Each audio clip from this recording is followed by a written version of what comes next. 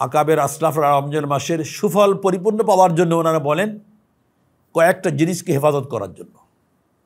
তার মধ্যে 1 নম্বর বলেন চোখের হেফাজত করা। চোখ দিয়ে আমরা রমজান মাসে নাজায়েজ কোনো জিনিস দেখব না। 2 নম্বর জবানের হেফাজত, গিবাত শিকায়ত করব না, মিথ্যা কথা বলবো না, হারাম খাবার এই জিহ্বা দিয়ে ভোগ করব না, গরদকরণ করব না। এইভাবে হাতের হেফাজত, পায়ের হেফাজত, মস্তিষ্কের হেফাজত, খারাপ চিন্তা ভাবনা করব না। ওলামায়ে কেরাম বলেন সব কিছু করার পরে নিজের মধ্যে একটা ভয় ভাব রাখা যে আল্লাহ তোমার দরবারে পেশ করার মতো রোজা আমি রাখতে পারছি কিনা জানি না, তুমি যেই রকম রোজা চাও সেই রকম রোজা আমি রাখতে পারছি কিনা জানি না।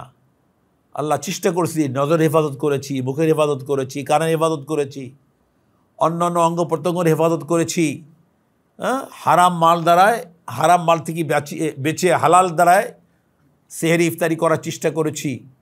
এরপরেও ভয় পাচ্ছি যে আল্লাহ তোমার দরবারে পেশ করার মতো কিনা, তুমি ভুল ত্রুটি ক্ষমা করে দিয়ে কবুল করে নিও।